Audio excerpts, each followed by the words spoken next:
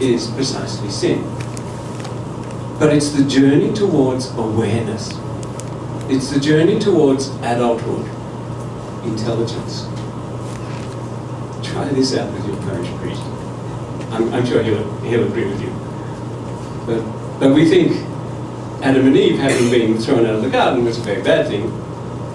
But from a Christian perspective, it was also a very necessary thing. Because there would be no salvation, there would be no humanity, there would be no end of history.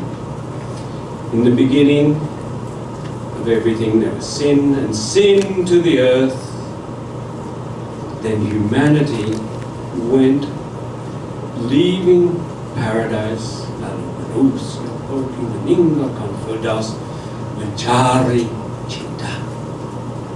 looking for love.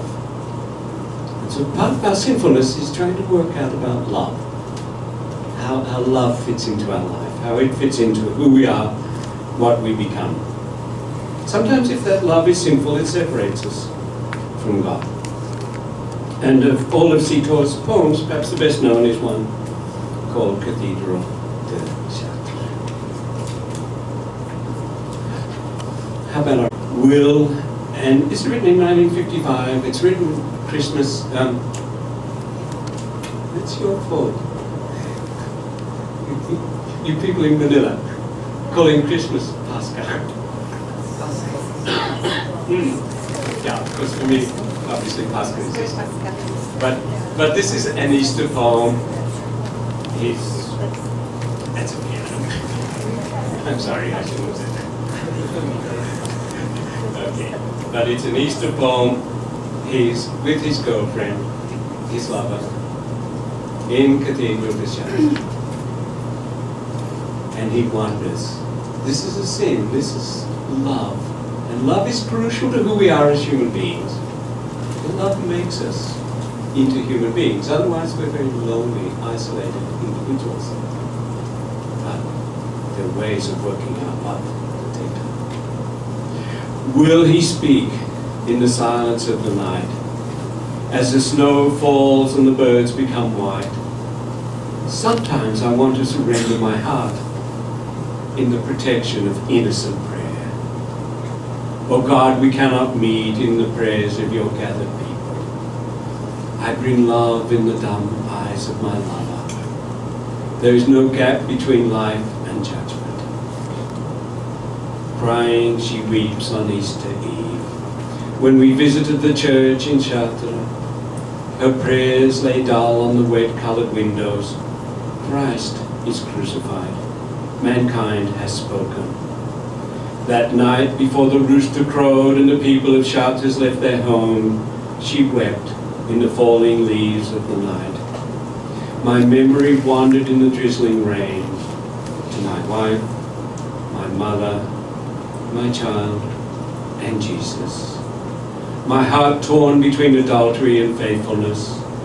My love is one. Her God is one. Life and death unite as one.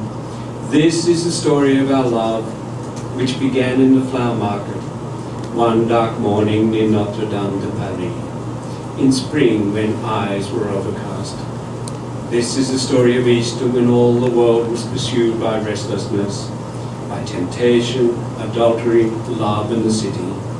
Because of her, me, and my faithful wife. That night, in the hotel bed, we could hear the purity of the hymns being devoutly sung, uniting the curse of passion and the blessing of God, fanning faithful love and the embrace of a woman.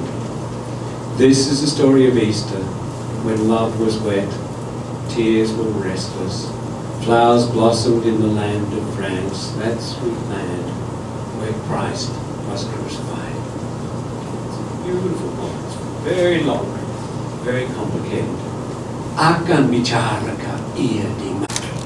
This is the story of Easter, when the earth was wet, tears were restless, flowers blossomed in the land of France. It sounds like some French medieval poem. Ang bunga-bunga mereka di bumi Perancis ketika Kristus disalibkan. And I think the sense of guilt is also that Sito is crucifying Christ through his own sin as well, and he knows this. Crucifixion is a result of sin.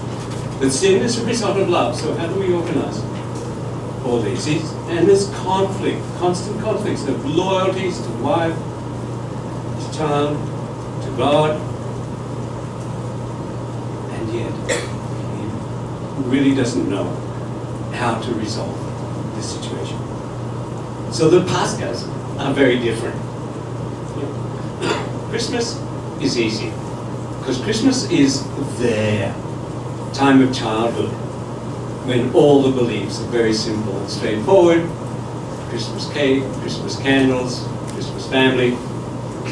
Easter is loneliness, the cross, sin, suffering, and yet love being worked out as well.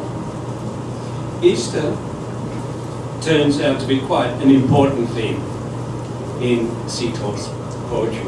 He writes long poems like that one. He writes very short poems. Layar putih di langit biru, laut merah sumber. Isa, Isa, Isa, aku tak punya rupa. It's virtually a plagiarism from another Indonesian poet. White sails, layar putih, on a blue sky, langit biru, in brackets, laut merah sumber. The sea crimson red. Jesus, Jesus, Jesus, aku tak punya rupa. I have no form, I have no shape. I dissolve, I disintegrate. I come with all my pride and my arrogance, and it means nothing in the presence of God. This perhaps led him into politics. Part of this sense of emptiness, of care for humanity, of care for other people, of wanting a political solution for what is for Sito really a spiritual problem, leads him into politics in the 60s and leads him into prison eventually. Out of prison, again he went to Bali. He just spent 3 months hanging out with hippies, totally self-indulgent period in his life in the 70s. And the figure that he most identifies now is Mary Magdalene. A lot we could say about Mary Magdalene, even more if you read some of the Da Vinci Code and that sort of thing. But the woman who loved Jesus.